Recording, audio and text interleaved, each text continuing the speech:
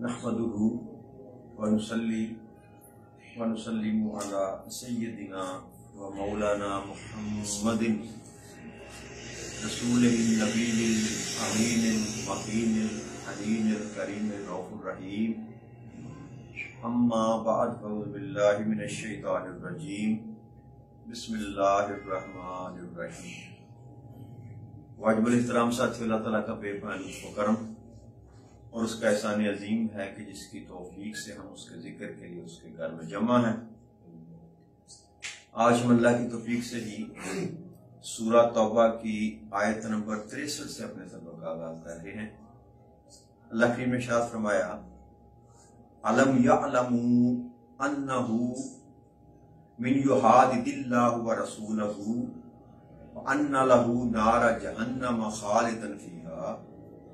ذالک الخزی العظیم۔ اور کیا وہ نہیں جانتے کہ جو شخص اللہ اور اس کے رسول صلی اللہ علیہ وآلہ وسلم کی مخالفت کرتا ہے تو اس کے لیے دوزخ کی آگ مقرر ہے جس میں وہ ہمیشہ رہنے والا ہے۔ یہ زبردست رسوائی ہے۔ تو یہاں اللہ کریم نے منافقین کو ایڈریس کرتے ہوئے یہ کہا کہ جو شخص بھی اللہ اور اللہ کے رسول کی مخالفت کرتا ہے اس کا ٹھکانہ جو ہے وہ دوزخ کے سوا کوئی اور یہ کہ جو اس وجہ سے دوزخ میں پھینکا گیا اللہ اور اللہ کے رسول کی مخالفت کے سبب سے یا دین اسلام کی مخالفت کے سبب سے، اس کا ٹھکانہ دوزخ میں ہمیشہ ہمیشہ کے لیے ہو۔ کہ انسان کے دنیا میں جتنے بھی اعمال ہیں جتنے بھی اچھے کیوں نہ ہوں، وہ ساری زندگی لوگوں کی خدمت کرتے گزار دے، نیک اعمال کرتے گزار دے، جو عمل صالح عام زندگی میں ہوتے ہیں، عبادات کے علاوہ کی بات کر رہا، اچھا انسان ہو دنیا میں، بہت اچھا انسان، مگر ایمان کے معاملے میں وہ اللہ اور اللہ کے رسول کو راضی کرنے والا نہ ہو، بلکہ اللہ اور اللہ کے رسول کی مخالفت کرنے والا بے دین ہو، دین پر کاربند نہ ہو، دین پر چلتا نہ ہو، مگر ظاہری طور پر بحیثیت انسان وہ بہت اچھا انسان ہے۔ ایسے شخص کے لیے دنیا میں اللہ کریم اس کے ساتھ بھلائی کا معاملہ کرے گا، کیونکہ اگر دنیا میں وہ کسی کے ساتھ بھلائی کرتا ہے تو رب کریم اپنے اوپر ایک قرض نہیں رکھتا، تو اس کی بھلائی کا جو اجر ہے، جو صلہ ہے، وہ اللہ کریم ایسے شخص کو جو اللہ اور اللہ کے رسول پر ایمان نہیں رکھتا اور آپ کو راضی کرنے کی آپ کی اطاعت نہیں کرتا، آپ کو راضی رکھنے کی کوشش نہیں کرتا، ایسے شخص کو رب کریم دنیا عطا کرے گا۔ آپ دیکھتے ہیں ہم نظارے دنیا میں کہ بڑے بڑے اربوں پتی اور کھربوں پتی لوگ ہیں، بے دین ہیں، مگر ان پر دنیا جو ہے وہ اللہ کریم نے ایسے کھول رکھی ہے کہ جس کی انتہا نہیں، اور وہ خرچ بھی کرتے ہیں۔ بہت بہت بڑے پروجیکٹ جو ہیں وہ عیسائیوں نے، ہندوؤں نے، جیسے ہمارے ملک میں گنگا رام ہاسپٹل ہے وہ ہندو کا تھا،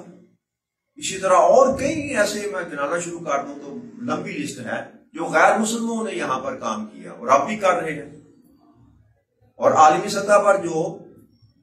لوگوں کے لیے یہ جو آپ کو پولیو کے قطرے وغیرہ پلائے جاتے ہیں، تو وہ بھی وہ تنظیمیں ہیں جن کا دین اسلام کے ساتھ کو تعلق ہے،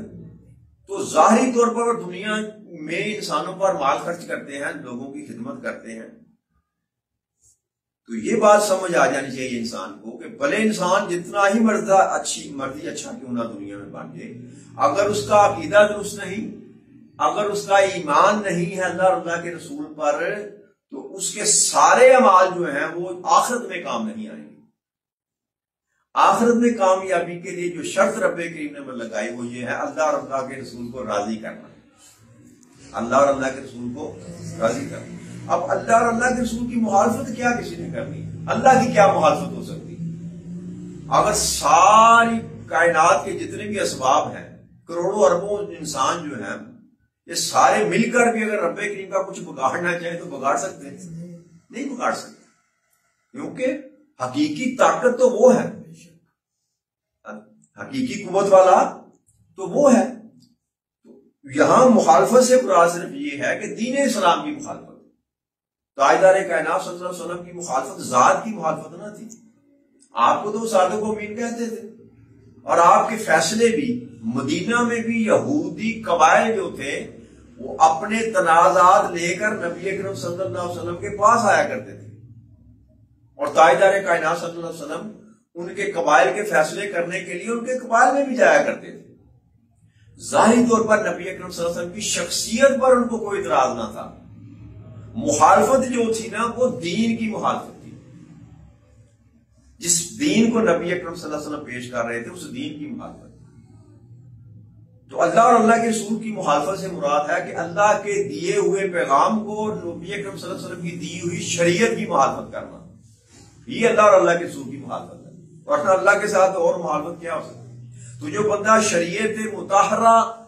کے خلاف چلتا ہے، اس کو اپناتا نہیں، اس کی مخالفت کرتا ہے، دین کے رستے میں روڑے اٹکاتا ہے، یہ اللہ اور اللہ کے رسول کی مخالفت ہے۔ تو اللہ نے صاف فرما دیا کہ ایسے جو لوگ ہیں ان پر جنت کی ہوا ہی جو ہے نا وہ نہیں ان تک پہنچے۔ جنت میں جانا تو بڑی دور کی بات ہے، جنت کی خوشبو تک کو وہ نہیں پا سکیں گے، اور دوزخ میں پھینکے جائیں گے، اور پھر دائماً دوزخ ہی رہیں گے، وہاں سے کسی بھی سبب سے ان کو نکالا نہیں جائے گا۔ پھر اللہ نے ارشاد فرمایا یحذر المنافقون ان تنزل علیہم سورۃ تنبئہم بما فی قلوبہم قل استہزئوا ان اللہ مخرج ما تحذرون، کہ منافقین اس بات سے بھی ڈرتے ہیں کہ مسلمانوں پر کوئی ایسی صورت نازل نہ ہو جائے جو ان باتوں سے خبردار کر دے جو ان کے دلوں میں مخفی، اور فرما دیجئے میرے محبوب صلی اللہ علیہ وسلم تم مذاق کرتے ہو، بے شک اللہ وہ بات ظاہر فرمانے والا ہے جسے تم کرتے ہو۔ تو جو منافق تھے نا مدینے کے، وہ آپس میں بیٹھ کر جب دین اسلام کے خلاف اور تاجدار کائنات صلی اللہ علیہ وسلم کے متعلق گفتگو کیا کرتے تھے، اور ان کے اندر یہ خوف بھی تھا کہ کہیں یہ بات ان کا رب جو ہے وہ اپنے محبوب کو بتا نہ دے، مطلع نہ کر دے۔ اس بات کا بھی خوف تھا، اس کا اللہ کے یہاں کہہ رہا ہے، اظہار کر رہا ہے کہ ان کے اندر یہ خوف تھا کہ کہیں ایسی کوئی صورت نہ نازل ہو جائے جس سے ہمارا پردہ چاک ہو جائے، یہ خوف ان کے اندر تھا۔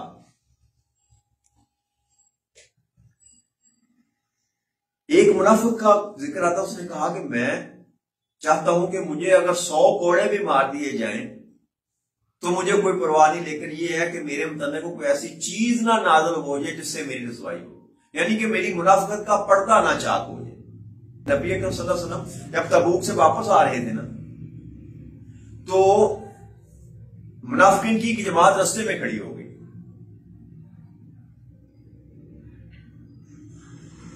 انہوں نے ارادہ یہ کیا کہ نبی اکرم صلی اللہ علیہ وسلم کو رستے میں معاذ اللہ شہید کر دیا جائے۔ تو اللہ کریم نے جبرائیل امین کے ذریعے نبی اکرم صلی اللہ علیہ وسلم کو اس بات سے مطلع کر دیا کہ انہوں نے یہ پروگرام بنایا ہے اور وہ فلاں جگہ پر بیٹھے ہوئے۔ تو نبی اکرم صلی اللہ علیہ وسلم نے، حضرت عباس اس کو بیان کرتے ہیں کہ نبی اکرم صلی اللہ علیہ وسلم نے حضرت حذیفہ ان کو بھیجا اور ان سے کہا کہ جا کر ان کی سواریوں کو بھگا دو۔ تو حضرت حذیفہ رضی اللہ تعالیٰ عنہ کے ان کے ساتھ ایک اور صحابی تھے، تو انہوں نے آ کر نبی اکرم صلی اللہ علیہ وسلم کو بتایا کہ ہم نے ان کو بھگا دیا۔ تو آپ نے پوچھا کہ کیا تم نے ان کو پہچانا؟ تو انہوں نے کہا کہ نہیں یا رسول اللہ صلی اللہ علیہ وسلم، میں نہیں پہچان سکا۔ تو آپ نے کہا کہ وہ فلاں تھا فلاں تھا فلاں تھا فلاں تھا۔ نبی اکرم صلی اللہ علیہ وسلم نے وہ سارے جتنے منافقین تھے سب کے نام بتا دیے کہ یہ فلاں فلاں تھے۔ تو پھر فرمایا کہ یا رسول اللہ صلی اللہ علیہ وسلم اگر آپ جانتے ہیں تو آپ ان کے پیچھے لوگوں کو بھیجیں، ان کا کلا کما کریں۔ تو نبی اکرم صلی اللہ علیہ وسلم فرمایا کہ نہیں، میں ایسا نہیں کروں گا۔ عرب یہ نہ کہیں، مجھے یہ بات ناپسند ہے کہ عرب اس طرح کی بات کریں کہ جب ہم طاقت میں غلبہ پاتے ہیں یا فتح کرتے ہیں تو اپنے ہی لوگوں کو قتل کرنا شروع کر دیتے ہیں۔ تو یہ خوف ان کے اندر تھا، کیونکہ وہ یہ جانتے تھے کہ اللہ کریم جو ہے وہ نبی اکرم صلی اللہ علیہ وسلم کو غیب کی خبریں دیتا ہے۔ اب ایک سوال جنم لیتا ہے کہ وہ اگر جانتے تھے تو ایمان کیوں نہیں لے کر آتے تھے؟ اس بات کا تو ان کو پتا تھا کہ یہ نبی پر حق ہیں، اللہ کے نبی سچے نبی ہیں، اس بات کا ان کو یقین تھا، وہ جانتے تھے مگر مانتے نہ تھے۔ اور جاننے اور ماننے میں فرق ہوتا ہے نا، جاننا اور چیز ہوتا ہے اور ماننا اور چیز ہوتا ہے۔ جانتے وہ تھے، جس طرح کافر اور مشرک کہتے تھے کہ یہ صادق اور امین ہے، کبھی انہوں نے جھوٹ نہیں بولا، کبھی جھوٹ زندگی میں نہیں بولا، جھوٹ کا لفظ بھی تاجدار کائنات صلی اللہ علیہ وسلم کے ساتھ منسوب نہیں کیا جا سکتا۔ ایسی صاف ستھری زندگی آپ نے گزاری، بے سر سے پہلے کی بات کر رہا ہوں۔ تو لیکن جب آپ نے کہا کہ میں تمہیں خبر دے رہا ہوں کہ اس پہاڑ کے پیچھے ایک بہت بڑا لشکر ہے وہ جو تمہیں آ کر نیست و نبود کر دیتا، تم نے کہا آپ سچے ہیں، پھر آپ نے کہا پھر میری ایک بات مان لو، اس خدا پر ایمان لے آؤ جو ایک واحد جس کا کوئی شریک نہیں۔ تو باوجود اس کے کہ وہ جانتے تھے کہ یہ جو بھی کچھ کہہ رہے ہیں سچ کہہ رہے ہیں، مگر ایمان لے کر یہ نام ماننا جو ہے نا، یہ انسان کی اپنی مرضی ہوتی۔ اسی طرح یہود جو تھے وہ جانتے تھے کہ یہ نبی پر حق ہے، اور یہ بھی خبر تھی ان کو کہ رب ان کو غیب کی خبریں دیتا ہے، کہ نبی کی شان ہی یہ ہوتی ہے کہ رب کریم ان کو وہ خبریں دیتا ہے جو کسی انسان کو خبر نہیں ہوتی۔ اس لیے ان کے اندر خوف تھا کہ ایسی کوئی صورت نہ نازل ہو جائے جس سے ہماری منافقت کا پردہ چاک ہو۔ تو اللہ نے فرمایا کہ یہ آپ ان سے کہہ دیجئے کہ تم لوگ مذاق کرتے ہو،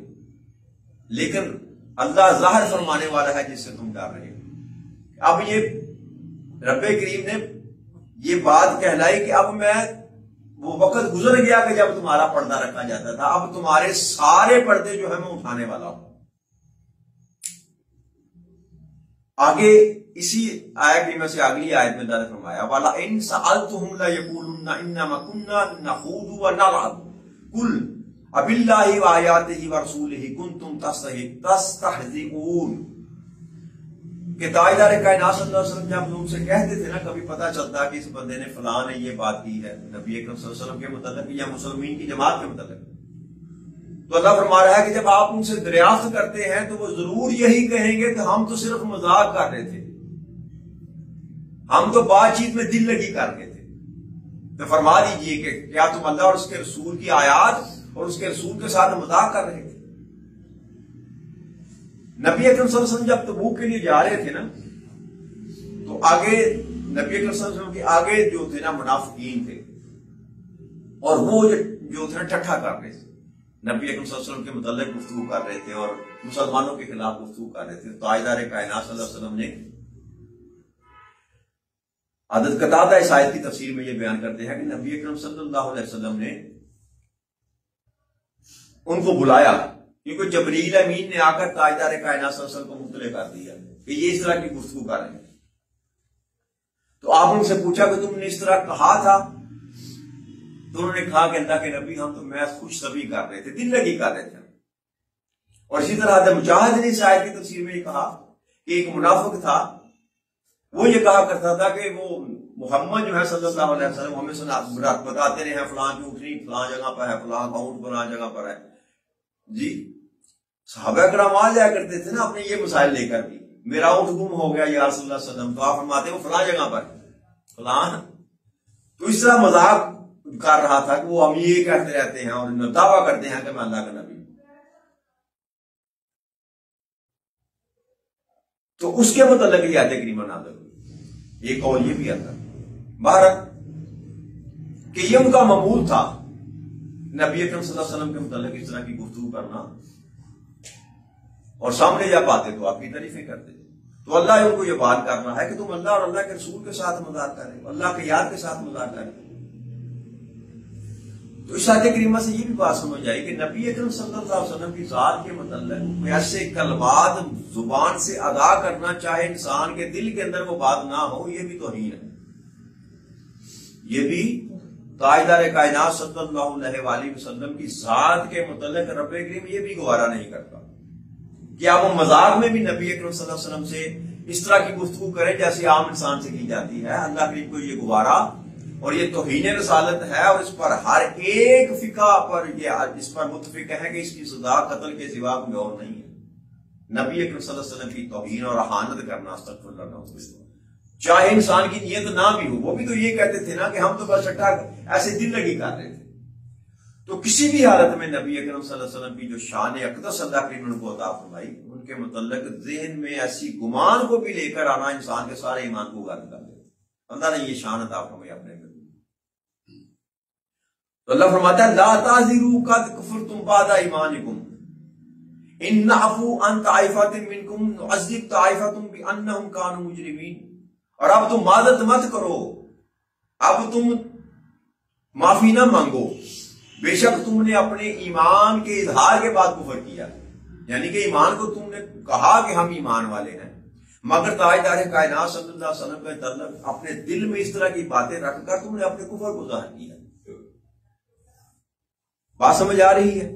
کہ انسان اپنی زبان سے اقرار نہیں کر رہا کہ میں کافر ہوں، زبان سے اقرار کر رہا ہے کہ میں ایمان والا ہوں، زبان سے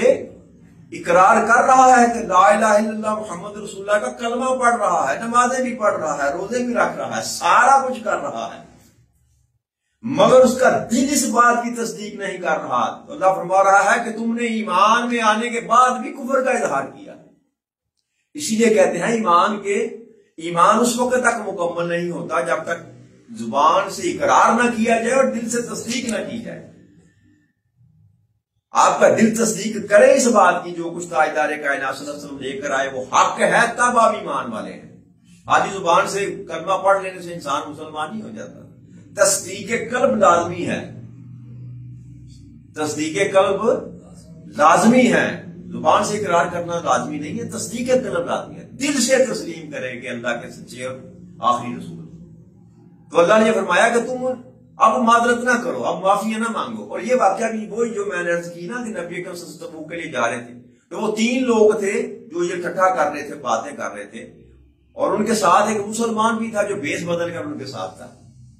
اور اس نے یہ باتیں سنی، لیکن نبی اکرم صلی اللہ علیہ وسلم کو تو جبرائیل امین نے آ کر بتایا۔ تو آپ نے جب ان کو بلایا تو انہوں نے کہا ہم تو اکٹھا کر رہے تھے، ہم تو ویسے دل لگی کر رہے تھے۔ تو اس کا جواب اللہ نے دیا کہ چاہے تم دل لگی ہی کرو مگر تمہارے کفر کا اظہار ہو چکا، تم نے میرے محبوب کے متعلق نازیبہ گفتگو کی، لہذا اب تمہارا ایمان کے ساتھ متعلق نہیں ہے، اب معافیاں نہ مانگو، تمہاری معذرت قبول نہیں کی جائے گی۔ اور اگر تم میں سے ایک گروہ کو معاف بھی کر دیں تب بھی دوسرے گروہ کو عذاب دیں گے جو اس وجہ سے کہ وہ مجرم تھے۔ تو 3 میں سے 2 شخص جو تھے وہ باتیں کر رہے تھے، ایک مسکرا رہا تھا۔ تفاسیر کی کتب میں یہ نقل کیا گیا نا واقعہ، تو 3 بندوں کا ذکر آتا ہے کہ وہ باتیں کر رہے تھے اور تیسرا شخص صرف مسکرا رہا تھا اس کی دل لگی پر، نبی اکرم صلی اللہ علیہ وسلم جو کمنٹس کر رہے تھے۔ تو جب نبی اکرم صلی اللہ علیہ وسلم نے پوچھا تو انہوں نے کہا کہ ہم تو صرف مذاق کر رہے تھے، تو وہ 2 جو تھے وہ تو نہ پلٹے، لیکن وہ تیسرا جو تھا اس نے معافی مانگ لی کہ یا رسول اللہ صلی اللہ علیہ وسلم مجھ سے غلطی ہو گئی، میرا باہر کے مقصد ارادہ نہ تھا، میں تو بس ان کی باتیں سن کر بس مسکرا دیا، میں نے کوئی کمنٹ نہیں کیا۔ تو تاجدار کائنات صلی اللہ علیہ وسلم نے اس کو معاف کر دیا، تو اللہ نے بھی اس کو معاف کر دیا۔ اللہ نے فرمایا کہ اگر وہ ایک گروہ کو میں معاف کر بھی دوں، گروہ سے مراد وہ ایک اکیلا شخص ہی تھا، اللہ نے اس کو معاف کر دیا، اللہ کے رسول نے معاف کر دیا۔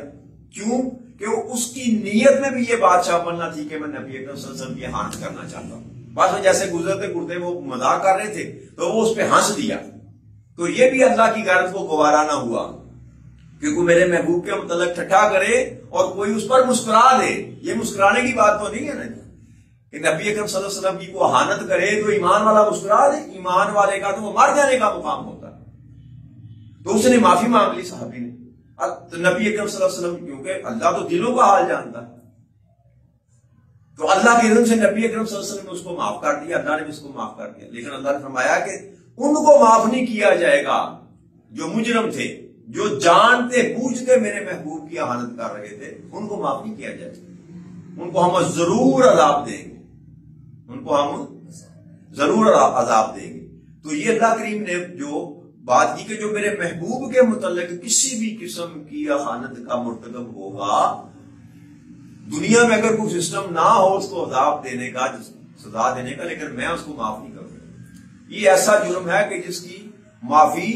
ہے ہی نہیں، جس طرح شرک ہے نا جی، شرک کی بھی اللہ کے ہاں کو معافی نہیں ہے۔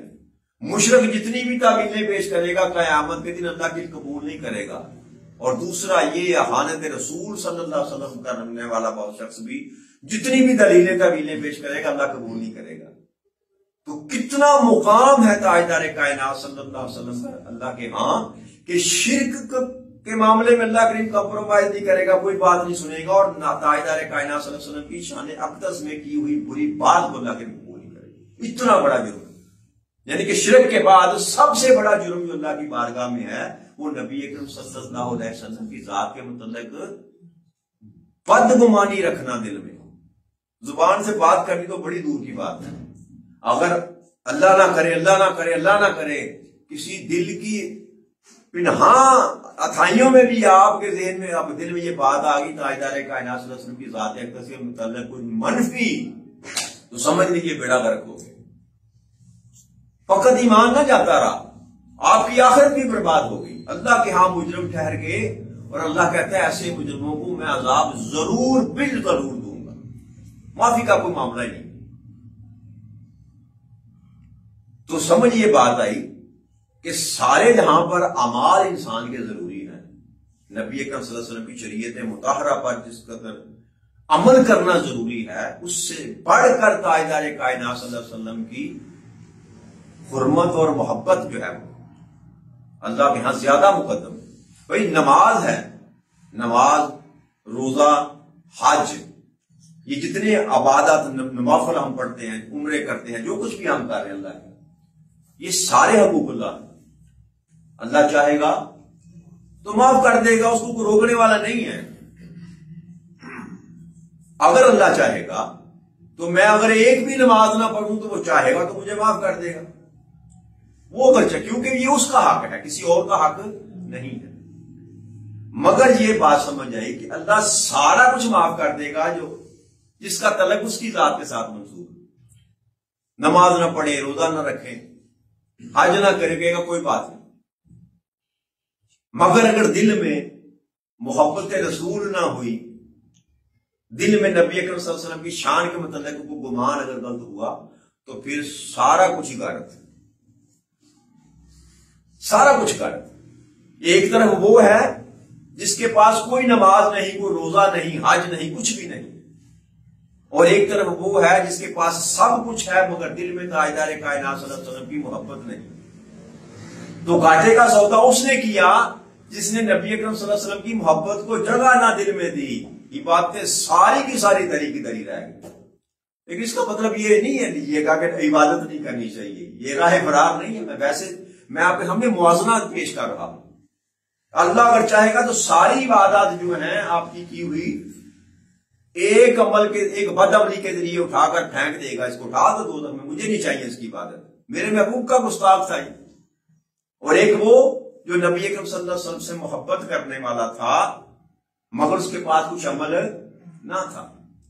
اللہ کہے گا کوئی بات نہیں، تو نے عمل نہیں کیے تو کوئی بات نہیں، وہ میرا اور تیرا معاملہ تھا، میں تجھ کو معاف کرتا ہوں، تو میرے محبوب سے محبت کرنے والا تھا، جا جن کے صدقے میں نے کائنات کو تخلیق کیا اسی کے صدقے میں تمہیں جنت میں داخل۔ اور یہ اس میں کوئی ایک رائے کا دانہ شک والی بات نبی اکرم صلی اللہ علیہ وسلم کی باغ اقدس میں وہ شخص کرتا گیا تھا، وہ نبی اکرم صلی اللہ علیہ وسلم کی باغ اقدس میں آتا تھا اور بیٹھا رہتا تھا، خاموشی سے بیٹھا رہتا تھا، اور لوگ اپنے مسائل بیان کرتے رہتے تھے، کوئی ادھر سے آ رہا اپنے مسائل بیان کر رہا ہے، ادھر سے آ رہا اپنے مسائل بیان کر رہا ہے۔ تو نبی اکرم صلی اللہ علیہ وسلم کی ذات اقدس پر کچھ باتیں گراں گزرتی، لوگوں کے حالات دیکھتے، معاملات کو دیکھتے، تو وہ کچھ دیر کے بعد کچھ نہ کچھ چھوٹا چھوٹا چٹکلا چھوڑ دیتا تھا، وہ شخص بیٹھا ہوا تاجدار کائنات صلی اللہ علیہ وسلم مسکرا دیتے تھے، بس یہ فیل تھا ساری زندگی کا، اس کا کچھ نہ تھا اس کے پاس سوائے، یعنی کہ بندہ اسی کو خوش دیکھنا چاہتا ہے جس کے ساتھ اس کا قلبی تعلق ہو، محبت ہو، تو اس محبت کے سوا اس کے پاس کچھ نہ تھا، وہ بندہ بہت ہو گیا۔ تو کچھ صحابہ کرام نے اس کے متعلق جو گفتگو کی نا، تو نبی اکرم صلی اللہ علیہ وسلم منع فرمایا، خبردار اس کے متعلق ایسی کوئی بات نہ کرنا، خبردار اللہ کے رسول کے ساتھ محبت کرنے والا۔ تو بات کیا سمجھ آئی کہ بھلے انسان کتنا ہی گناہ گار کیوں نہ ہو، مگر اللہ اور اللہ کے رسول کے ساتھ اگر محبت کرنے والا ہے تو اللہ سارے گناہ اس کے مٹا دے گا اس محبت کے ساتھ۔ اور دوسری طرف ایک بندہ صبح سے لے کر شام تک اور شام سے لے کر صبح تک وہ ہر درجہ اللہ کی عبادت کرتا ہے، مگر اللہ اور اللہ کے رسول کی محبت اس کے سینے میں نہیں ہے تو اللہ کریم سارا کچھ اٹھا کر قیامت کے دن اس کے منہ پر مارے گا اور دوزخ اس کا ختم کر دے. تو لہذا سبق آج بھی یہی ہے جو ہم نے کل بات کی تھی کہ تاجدار کائنات صلی اللہ علیہ وسلم کی محبت کے بغیر ایمان کا کوئی تصور موجود نہیں. تو لہذا جہاں ہم دوسرے معاملات کو لے کر چلتے ہیں وہاں پر اس پر بھی اپنی فکر کریں کہ تاجدار کائنات صلی اللہ علیہ وسلم کے ساتھ جو محبت کا جذبہ ہے اس کو جاگیں. تو کیا کہتے ہیں عشق سرکار کی ایک شمع جلال ہو دل میں، بعد مرنے کے لحظ میں بھی اجالا ہو. وما علینا الا البلاغ المبین. السلام علیکم.